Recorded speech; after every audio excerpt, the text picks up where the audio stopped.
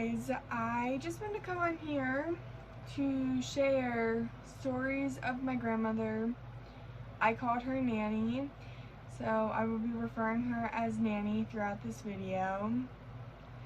Lately, I have been pretty down about a lot of stuff, mainly because when I lost her, I went down a really bad path and I suffered for a long time until finally I could find joy away from when she was around. So just last week on March 14th was her 2-year death date, and her birthday was March 19th. So Nanny has always been my rock. She was my best friend. She was there for me through anything I needed, anytime I just needed advice or I had a question about the family. She knew it, and she was the person I could go to. When I was little, it was just me and my mom, and we lived with Nanny, and she pretty much helped raise me. And when Mom would be working or going out, Nanny was the one who took care of me. She would let me pretty much do whatever I wanted to do to certain extents. She never let us go hungry, that's for sure. We just experienced a lot together, and she would tell me about things that maybe average 10-year-old wouldn't know about. But I grew up with a different family lifestyle, and so I had seen and heard a lot of things that I shouldn't have, but I've always been very mature for my age. So she never felt like she couldn't tell me anything. She was very open and honest with me. She was the most honest person I have ever met. She would have never hidden anything from you. She didn't lie to you. There was points when I was a little girl and I would sleep right behind her. I would make sure I was butt up against her. I really have been very distant with that side of the family because of other stuff going on. Nanny really held the family together and kept this family a unit. And when she left us, I have had a hard time going back there, and I have a hard time knowing what's going on back at her house, knowing that there's nothing I can do about it. She's not here, so I can't help her in any way. I just can't believe that it's been 2 years since she's been gone. It's been very, very hard, and some days it hits me more than others. I wish she could have met my son. I wish that she could see how I've grown over the years and how much better my life has turned out. And no matter how my family is, or me not having my father in my life for pretty much my whole life, it turned me into the type of person that looks at things a certain way before jumping to conclusions. And I think if things are going to happen, they're going to happen. I can't stop them. And I really think she's the person who taught me how to be as strong as I am today, and how mindful to be. And there's not much more I can say about the type of person she is, but I really miss her every single day. I try to keep her memory alive, but I guess we'll start off with a little bit of stories of hers, or little sayings she would say, and just made me feel better. The main thing I remember is when I was a little girl, if my stomach was upset, she always told me to lay on my stomach and she'd rub my back, and for some reason it always made me feel better. My stomach would stop hurting. It was just, I don't know what it was. I don't know if it was the grandmother's touch, but she had it. She loved all of her kids, her grandkids, even great-grandkids, or the ones she didn't even get to meet. She would have loved my son. She would have loved every second of him. She would take in kids that weren't even hers. She raised so many kids along with her 6 children. She was just very the type to bring in other people's kids if they had nowhere to go or they needed a warm meal to eat. She always opened her doors, no questions asked.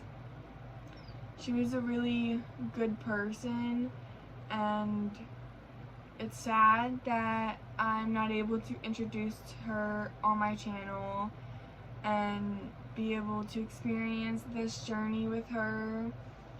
I think she would be very proud of me. I've always been a really shy kid, and for her to see me put my life out there and talk in front of a camera where maybe not a million people like some YouTubers, but the 20 people that watch my videos or whatever the case may be, that is really out of my comfort zone, and I think she would be very proud of me.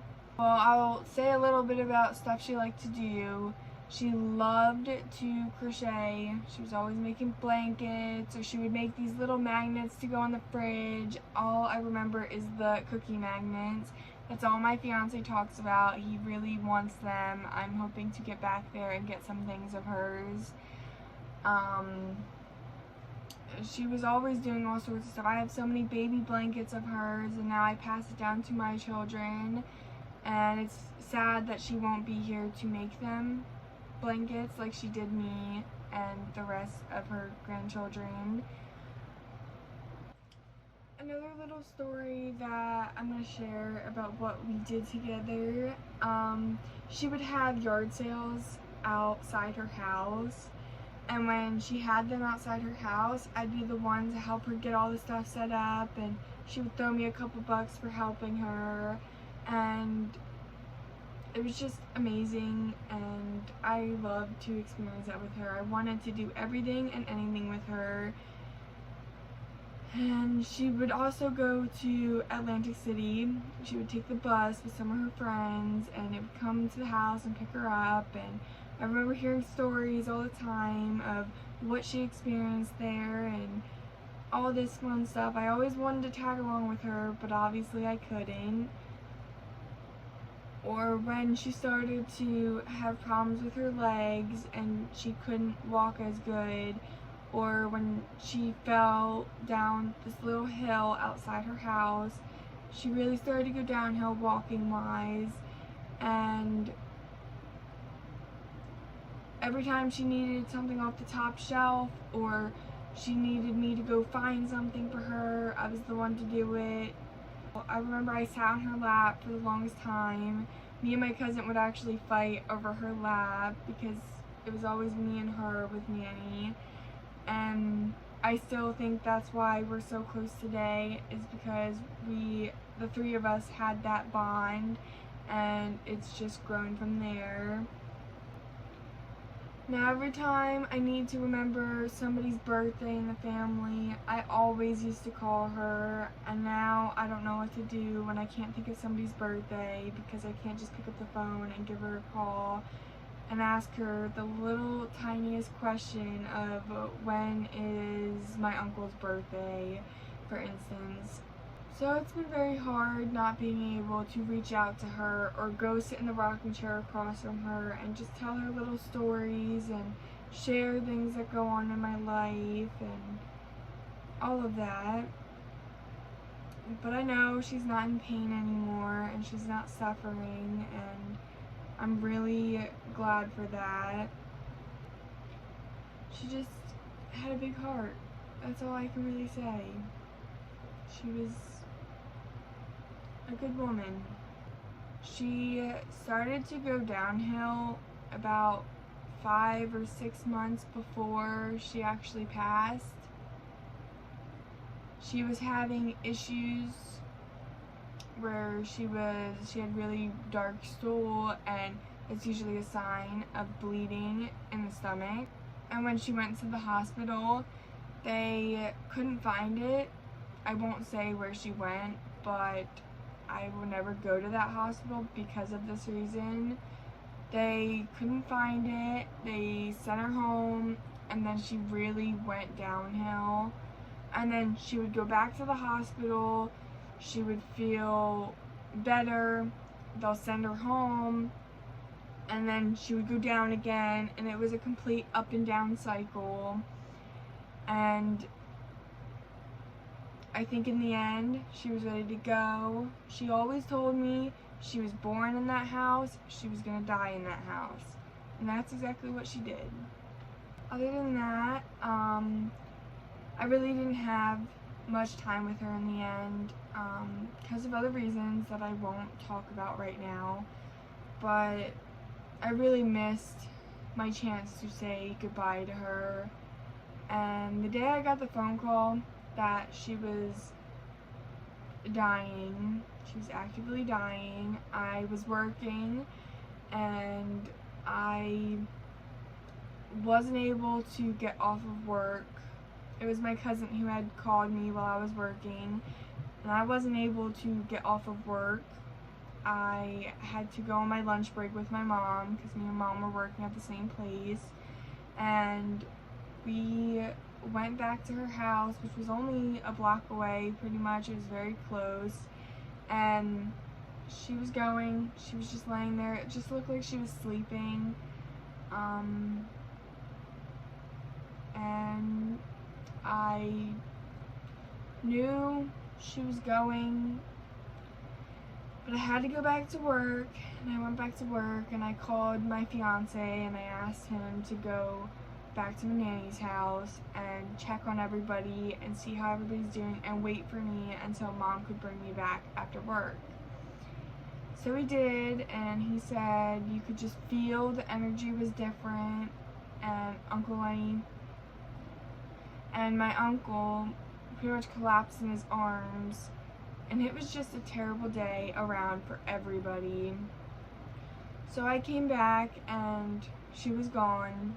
They had already come and taken her.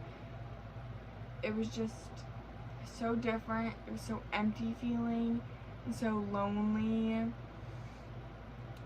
But I will forever miss her, and I will forever to keep her stories alive. Well, if you came to the end of this video and you watched this all the way through, I want to thank you from the bottom of my heart, because this grandmother was the best grandmother I could have ever asked for, and I will forever be grateful that I had what little time I had with her.